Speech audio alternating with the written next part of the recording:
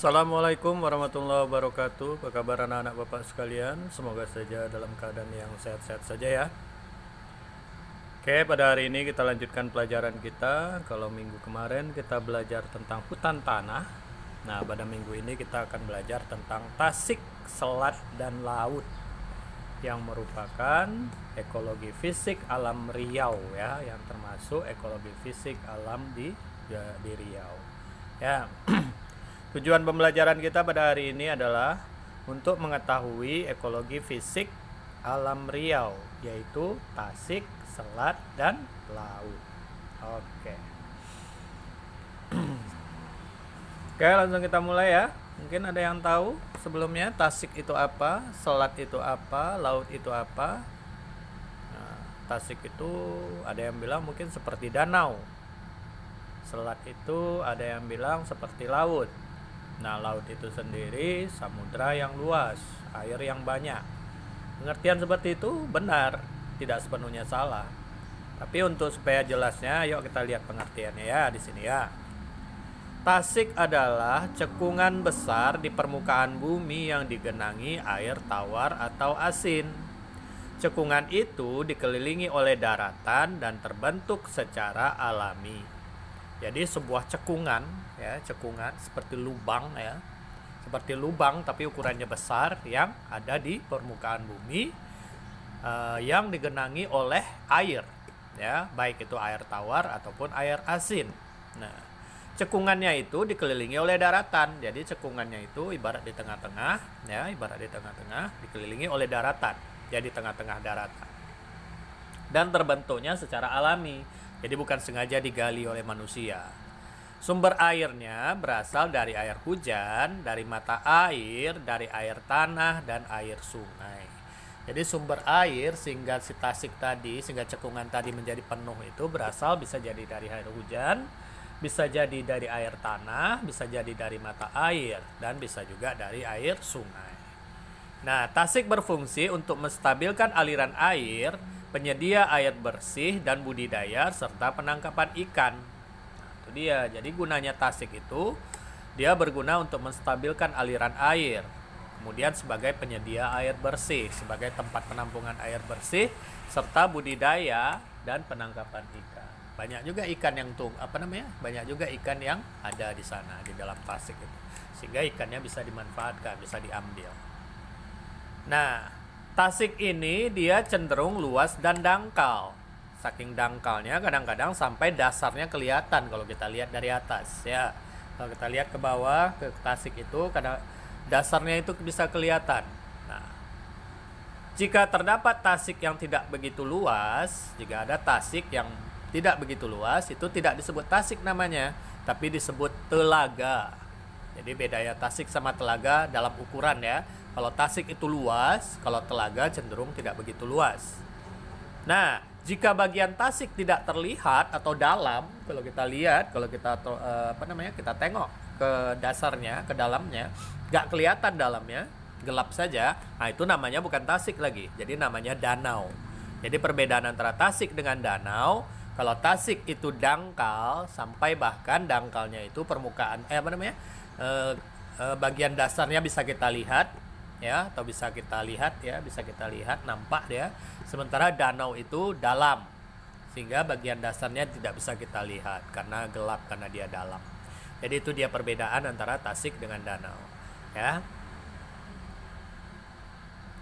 Tasik yang terdapat di Provinsi Riau. Nah, kalau kita belajar tentang tasik, kita belajar juga tentang tasik yang ada di Provinsi Riau. Ada beberapa tasik yang ada di provinsi kita, yaitu Tasik Air Putih, Tasik Nambus, Tasik Putri Pepuyu. Nah, Tasik Putri Pepuyu ini berkaitan dengan legenda ya.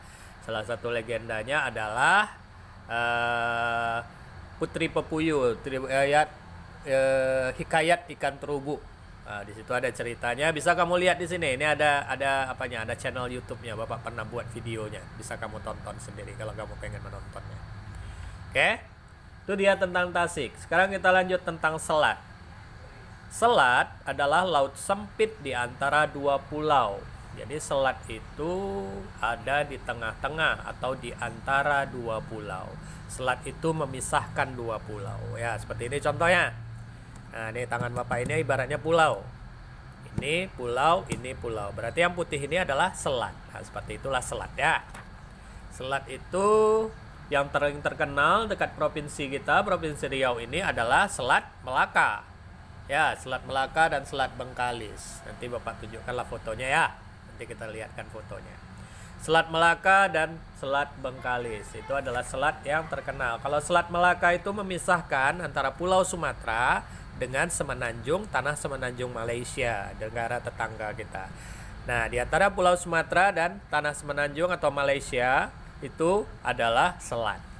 Jadi Selat Melaka itulah yang memisahkan antara Malaysia dan Indonesia, tepatnya Pulau Sumatera. Nah, kemudian ada Selat Bengkalis. Selat Bengkalis ini memisahkan Pulau Bengkalis dengan Provinsi Riau. Dengan Pulau Sumatera, mohon maaf. Bengkalis itu masih Provinsi Riau ya, salah sebut Bapak tadi ya. Jadi istilahnya Selat Bengkalis itu memisahkan Pulau Bengkalis ya dengan dengan Pulau Sumatera. Salah sebut lagi, mohon maaf. Dengan Pulau Sumatera. Jadi ini Pulau Sumatera, nah inilah dia Selat Bengkalis. Inilah dia Pulau Bengkalis. Jadi di antaranya itu ada selat, namanya Selat Bengkalis. Nah, fungsi selat itu satu, menghubungkan antara dua pulau, ya, menghubungkan satu pulau dengan pulau yang lainnya. Kemudian dua, sebagai sumber perikanan, dan tiga, sebagai pusat perekonomian. Jadi itulah dia fungsi dari selat. Nah, kemudian yang ketiga adalah laut.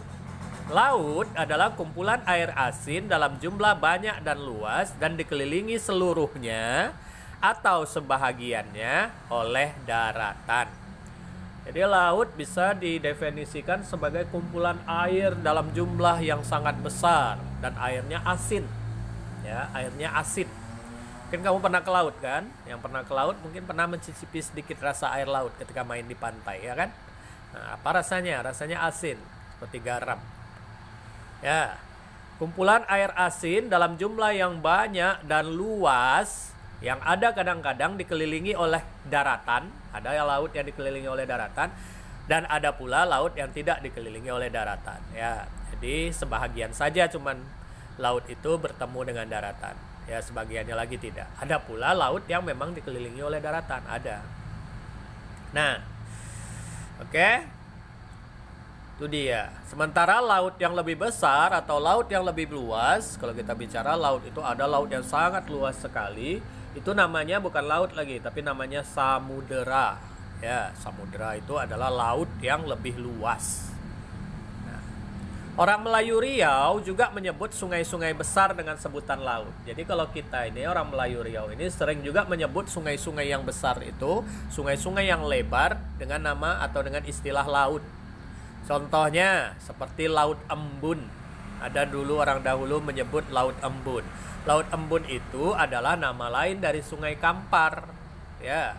Jadi karena mungkin terasa nampaknya lebar dan luas Sungai Kampar itu, maka disebut sama orang Melayu lama sebagai Laut Embun.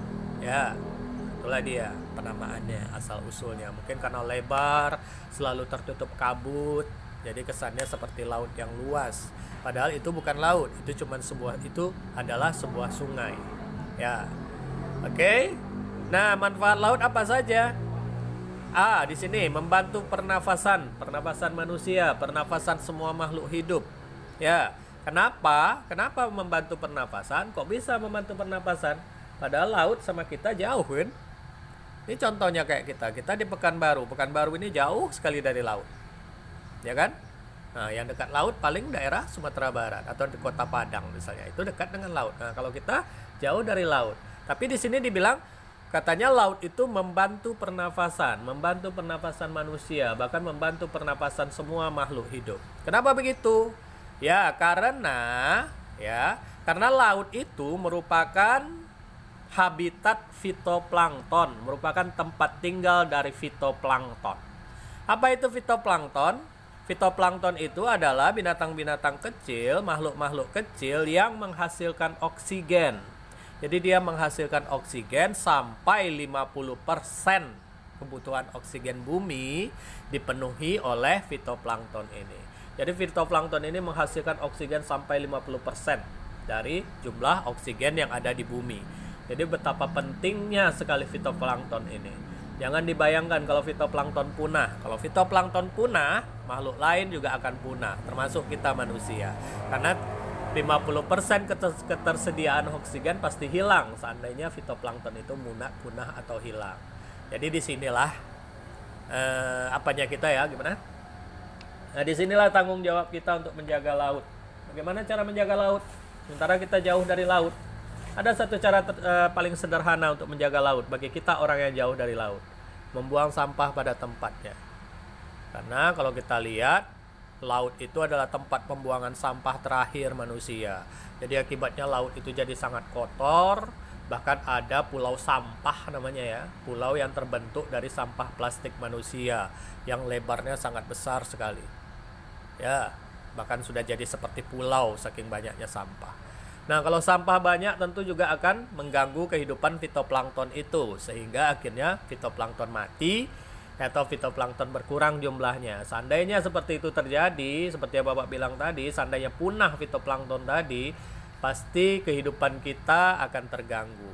Karena seperti yang dibilang tadi, fitoplankton menghasilkan 50% oksigen seluruh bumi ini. 50% oksigen bumi ini dihasilkan oleh fitoplankton. Separohnya akan hilang seandainya fitoplankton punah atau musnah. Jadi itulah cara kita, buang sampah pada tempatnya. Sampah-sampah plastik didaur ulang, jangan banyak lagi menggunakan plastik karena plastik itu tidak bisa dihancurkan ya, tidak bisa tidak bisa diuraikan oleh alam. Jadi sampah plastik kita buang ke tempat sampah plastik biar diolah kembali menjadi bahan yang lain. Oke? Tuh, manfaat kedua menjadi sumber makanan seperti ikan laut. Nah, ikan laut sendiri suka makan ikan laut ya. Nah, ikan laut itu adalah sumber protein bagi manusia. Bahkan 16% protein hewani itu disumbangkan dari ikan laut. Nah, ikan laut juga penting, banyak mengandung zat-zat yang sangat bermanfaat bagi tubuh kita ya. Itu dia. Nah, selain ikan laut juga ada ganggang laut. Nah, mungkin pernah makan atau rumput laut. Nah, mungkin pernah minum es rumput laut ya. Itu juga salah satunya dari hasil laut. Kemudian yang C, sebagai sumber mata pencaharian manusia dari sektor perikanan dan pariwisata. Ya, banyak nelayan yang menggantungkan hidupnya di laut, mencari nafkah dengan dengan menjaring ikan-ikan, dengan mengambil ikan dari laut. Nah, kemudian juga pariwisata. Ya, pariwisata misalnya ada satu daerah yang pantainya indah, nah, tentu saja banyak wisatawan yang datang. Banyak wisatawan yang datang tentu saja akan membangkitkan pariwisata di daerah tersebut. Ya, orang-orang akan banyak berjualan, orang-orang akan banyak membuat bahan-bahan atau membuat cenderamata yang bisa dijual untuk jadi sumber penghidupan mereka, sumber kehidupan mereka. Oke, jadi itulah fungsi laut tadi, sangat penting sekali bagi kita manusia ya. Oke, sampai di sini saja pelajarannya. Tugas kita nanti ini ada yang pertama, salinlah materi di atas ke buku tulismu. Materi yang ini ya, berarti materi ini kita salin ke buku tulis. Dan yang kedua, kerjakan latihan di bawah ini di buku latihanmu. Latihannya ada 5. Apa yang dimaksud dengan tasik dan laut sempit? Nah, nanti kamu baca aja sendiri ya. Oke, sampai di sini saja. Mohon maaf kalau ada salah-salah kata, kalau ada kata-kata yang mungkin tidak pada tempatnya. Bapak mohon maaf. Wabillahi taufiq wal hidayah. Assalamualaikum warahmatullahi wabarakatuh.